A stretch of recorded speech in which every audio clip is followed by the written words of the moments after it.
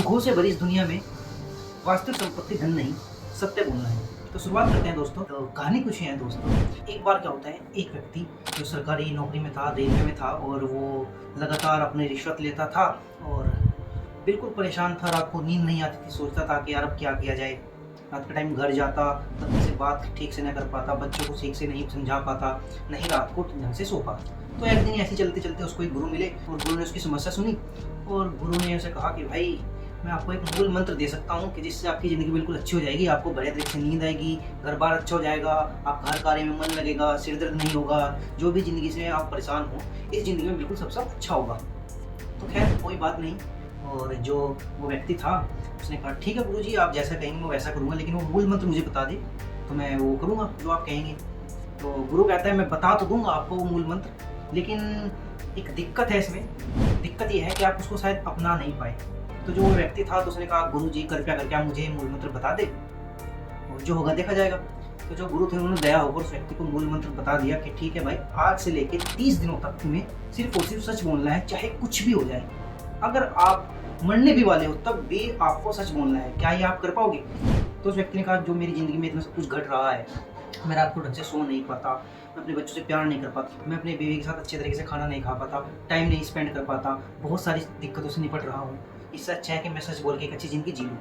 तो ठीक है, 1-2 दिन होते हैं, व्यक्ति अपनी जॉब पर जाते हैं। जैसे रोज़ सब लोग रिश्वत लेते हैं, उसके साथ के जो कर्मचारी थे वो सब रिश्वत लेते हैं, लेकिन उस दिन वो व्यक्ति रिश्वत नहीं लेता है और क्या करता है, सीधे सीधे मना कर देता है कि मैं रिश्वत आज से नहीं लूँगा। और सच्चा बन के एक तरीके से नॉर्मली सबको कहता है कि भाई अभी मत लो, ये गलत काम है।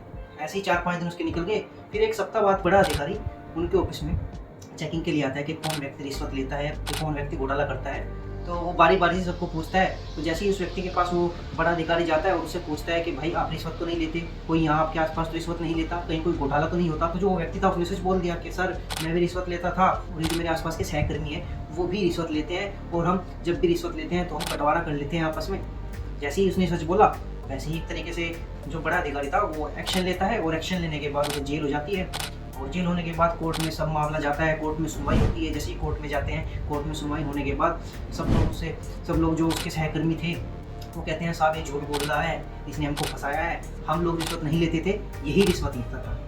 लेकिन जो वो व्यक्ति था वो सच बोल रहा था। वो कह रहा था जज साहब मैं रिश्वत लेता था, मेरे जो सहकर्मी हैं ये भी रिश्वत लेते थे, हम लोग अपने बांट लेते थे। फिर उसके बाद उसको नेक्स्ट हियरिंग पे अर्थात दूसरी सुनवाई पे बुलाया गया।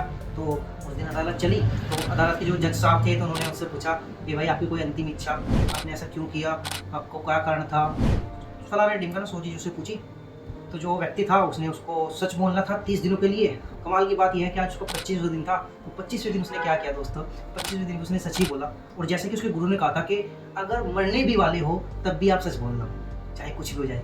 तो उसके दिमाग में वही ख्याल दौड़ रहा था जो उसके गुरु ने कहा था कि मरने भी वाले हो तब भी सच बोलना। तो जो व्यक्ति था वो सच बोलता रहा। जज साहब को उसने पूरी प्रक्रिया बताई कि मैं इतने दिनों से दुखी था, तो फिर मेरे को एक फौजी मिले, उनका नाम ऐसा था, और इस तरह से मैंने सच बोलना शुरू कर दिया और मैंने जो गलत काम थे वो सारे छोड़ दिए।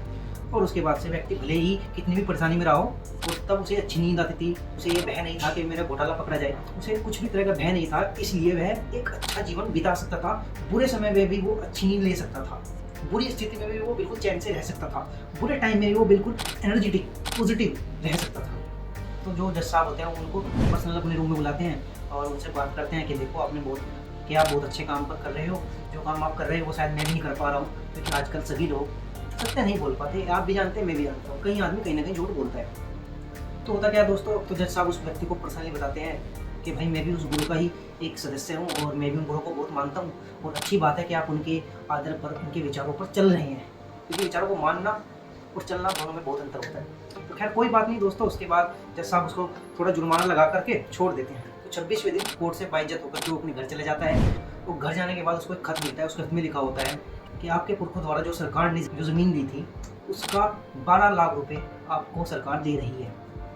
तो व्यक्ति वो खुश होता है। तो एकदम से वो भागा अपनी पत्नी के पास जाता है, जो पत्नी उसको बुरे समय में छोड़ चुकी थी, जो उसके बच्चे थे उसको बुरे समय में छोड़ चुके थे।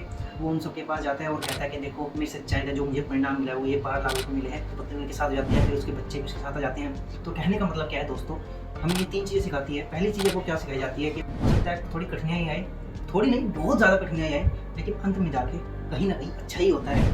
ठीक है। दूसरी चीज़ क्या होती है दोस्तों, दूसरी चीज़ क्या है, विचारों को सुने नहीं, विचारों का पालन करें। ठीक है, जो भी आप थॉट्स सोचते हैं, अच्छे थॉट्स अगर आप सुनते हैं तो उन्हें सिर्फ सुनना ही काफ़ी नहीं है, उन पर आप एक्शन भी करें, उनको इम्प्लीमेंट भी करें। तीसरी चीज़ जो सबसे बेस्ट है और सबसे अच्छी लगती है मुझको, वो चीज़ ये कि भाई हमेशा सभी गुरु और सभी बाबा बुरे नहीं होते।